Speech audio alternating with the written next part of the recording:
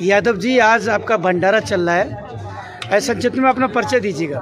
देखिए, मैं संदीप यादव इलाहाबाद से हूँ और ये भंडारा आज से नहीं चल रहा है।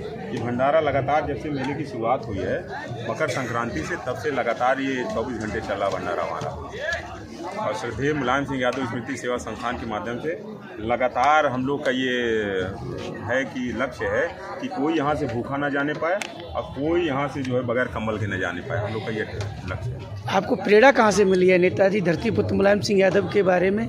देखिए, जो आपको प्रेरणा कहाँ से मिली? देखिए, श्रद्धेय नेताजी आज हम लोग के बीच में नहीं हैं, लेकिन नेताजी के विचार आज भी जिंदा हैं।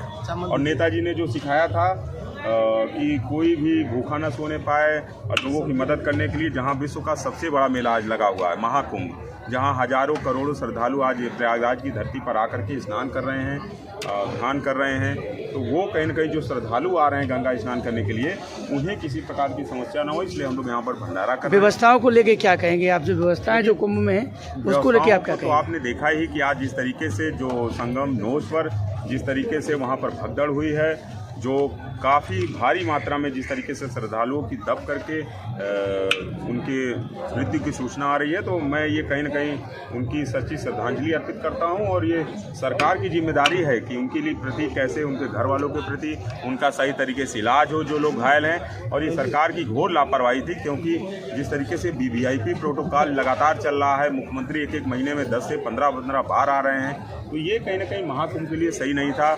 रक्षा मंत्री जी आए, 5 पुल को बंद कर दिया गया, लोग एकदम त्राहिमाम कर रहे हैं, तो इसकी जिम्मेदारी पूर्ण रूप से कहीं ना कहीं उत्तर प्रदेश सरकार की है और योगी जी और मोदी जी इसके बिल्कुल जिम्मेदार हैं।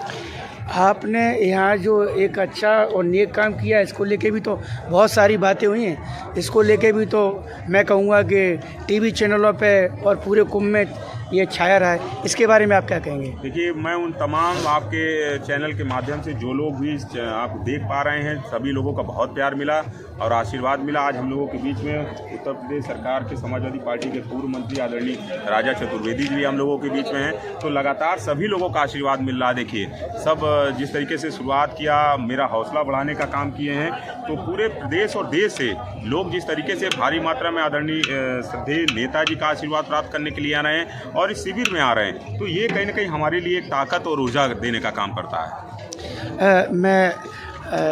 मिस्टर राजा चतुर्वेदी जी, आपको इस काम के लिए प्रेरणा कैसे मिली? हमारे नेता श्रद्धेय मुलायम सिंह यादव जी, धरती पुत्र मुलायम सिंह उनको कहा गया, और हम लोग उनके शिष्य रहे हैं, अनुयायी हैं, और हम लोगों को ये समाज सेवा, लोगों की सेवा, ये सारे भाव और सारी शिक्षाएं पिताजी से ही मिली हैं, और हम लोगों के प्रेरणा स्रोत रहे हैं, और हम लोग उनके ही बताए हुए रास्ते पे चल रहे हैं। कुंभ की व्यवस्थाओं को लेके आपका क्या विचार है?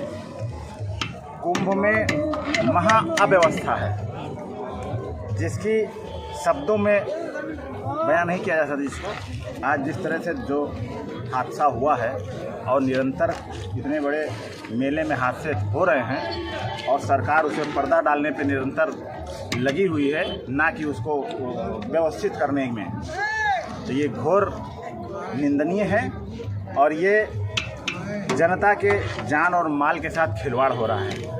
श्री मैं ये कहूँगा कि परम आराध्य जगतगुरु शंकराचार्य जी ने नेताजी के बारे में बोला, और नेताजी के इस शिविर को लेके बहुत सारी कुंभ में बातें हुई, और उस संदर्भ में आप क्या कहेंगे? हमारे समय से धरती पे ऐसा कोई प्राणी नहीं होगा जो श्रद्धेय नेताजी को भला बुरा कह सके।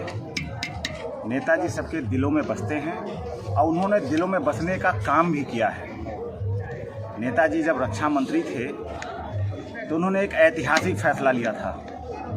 आप सबको मालूम होगा कि जब देश का जवान बॉर्डर पर शहीद होता था तो उसकी बॉडी वहीं दफना दी जाती थी और उसका बक्सा और टोपी सिर्फ उसे घर आता था।